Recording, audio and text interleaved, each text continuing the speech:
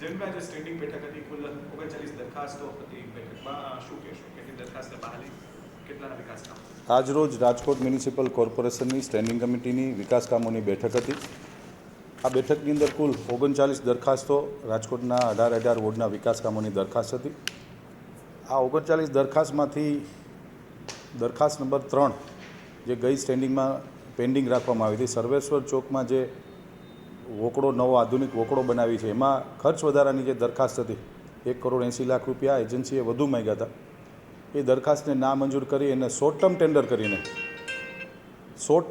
કરીને સ્ટેન્ડિંગ કમિટીમાં રજૂ કરું અને ચોમાસા પહેલાં એ કામ પૂર્ણ કરવાની દરખાસ્ત આજે એ દરખાસ્તને નામંજૂર કરીને નવી રીટેન્ડર કરવાની પણ આજે મંજૂર કરવામાં આવેલ છે.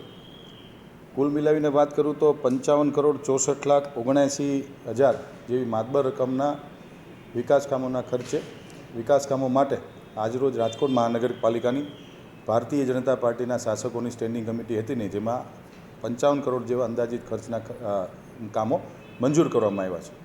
ક્લાઇમેટ ચેન્જ માટે જે દક્ષિણ કોરિયામાં મેર જવાની જે વાત હતી, એ પણ આજે દરખાસ્ત મૂકવામાં આવી. શું મંજૂર કરવામાં આવી છે કે રાજ્ય સરકારના એક પરિપત્ર મુજબ કોઈપણ ગુજરાતના મહાનગરપાલિકાના પદાધિકારીશ્રીઓ જ્યારે વિદેશ જતા હોય છે ત્યારે સ્ટેન્ડિંગ કમિટી અથવા જનરલ બોર્ડ બેમાંથી એકમાં એ પદાધિકારીની દરખાસ્તને મંજૂર કરી અને રાજ્ય સરકારમાં મંજૂરીની અર્થે રાજ્ય સરકારમાં દરખાસ્ત મોકલવાની હોય છે. સાઉથ કોરિયામાં માનનીય મેયરશ્રીને માનનીય સ્ટેન્ડિંગ કમિટી ચેરમેન બંનેને જવાનું હતું, પરંતુ બંને પદાધિકારી જો વિદેશ જાય તો 10 દિવસ જેવો સમય છે. 4 દિવસ ત્યાં સેમિનારમાં ભાગ લેવાનો છે અને 2 દિવસ જવાના અને 2 દિવસ આવવાના.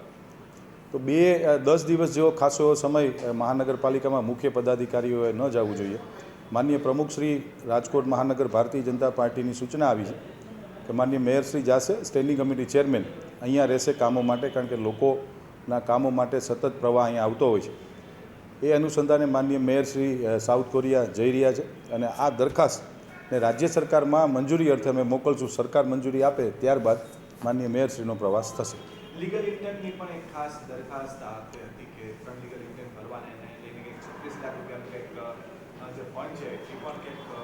હા, એટલે એમાં એ દરખાસ્ત આવી હતી અને લીગલ ઇન્ટેન્ટ માટે માસિક 1 લાખ રૂપિયાના પગારથી 3 ઇન્ટેન્ટ લીગલના કર્મચારીઓની જે પાર્ટ ટાઈમ ભરતી કરવાની હતી, એમાં વધુ અભ્યાસ અર્થે પેન્ડિંગ રાખવી છે. દાખલા તરીકે અમદાવાદ, સુરત, વડોદરા મહાનગરપાલિકામાં આ કઈ પ્રકારે કામગીરી, કેટલો પગાર ચૂકવવામાં આવે, એ પેટર્નને ધ્યાનમાં રાખીને આવનારી સ્ટેન્ડિંગમાં પણ એ મંજૂર અથવા ના મંજૂર કરવામાં આવશે.